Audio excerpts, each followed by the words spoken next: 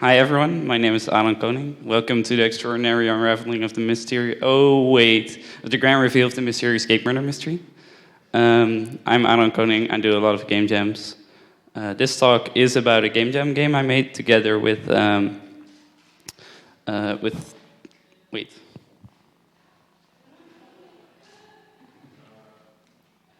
There we go.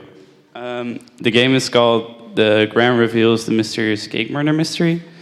I made it together with Mark Smith, Menno Stas, and Timon Theo. Shout out to Timon, who's here somewhere. So in the grand reveal of the mysterious cake murder mystery, you play as a young detective who has to find out the details of a murder that took place at a birthday party, and a cake was murdered. So you talk to various characters in the game to try to find out who did it. And at the end of the game, you get to vote on who you think murdered the cake. Okay, sure. And this vote is important because at the end of the weekend, all the votes were collected, and the person that had the most votes would get lynched. So everybody had to work together to make sure that the correct murderer was found. Otherwise, an innocent person would get lynched.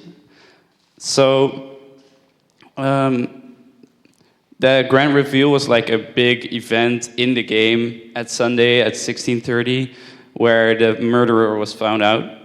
And what we wanted to do is we wanted to make a thing that people would talk about in the jam and sort of make it a real event people would like and a story that people would talk about. And that's what this talk will be about, like how we try to encourage that. Because we did a few things which I think would be interesting to see maybe in other sort of off-screen story games. So yeah, that's what this talk is going to be about. So we wanted to create an interesting story-based game that players have to talk about, because otherwise the result is bad. So we did a few things to try to achieve that. The first thing we did is we put all of these people in the game. And as you see, I'm in the game and Timon is in the game, and all the people that are in the game were actually people that were on the jam side. So people would really feel like they took part in the story because they're actually in the game. That's one of the things we tried.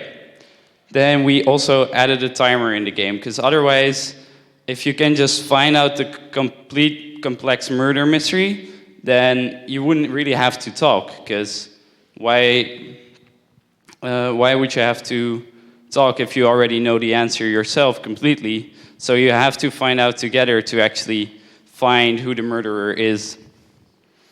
The third thing we tried was we had this setup where this is sort of the game, and then you could go to a separate voting booth to vote on who you think is the murderer, so that people, after playing the game, they would go and talk to their friends and ask, hey, what did you find? And they would use that information to make a final vote on who they were suspecting to be the murderer. So yeah, this is what the voting booth looked like. You get to pick your name, and you say this. You call out the suspect. So what we also tried is we had a collective memory whiteboard, which is like we had that as a whiteboard where you could write down your suspicions, so that people could communicate it that way.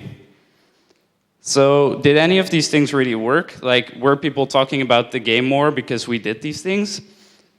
So the putting friends in the game, yes, that definitely worked. People really enjoyed that because, I mean, they said funny stuff in the game. And yeah, people like that.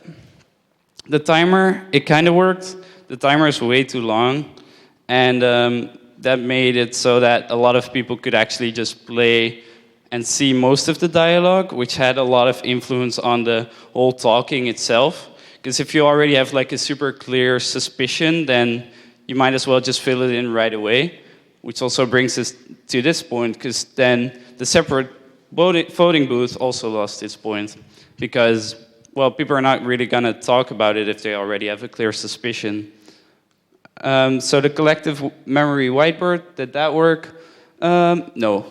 People just didn't really care because writing is boring and talking to people is more fun. So yeah, I hope I have inspired you to do something with like an off-screen game or like an off-screen story-based game. So thanks for listening. This is my Twitter handle.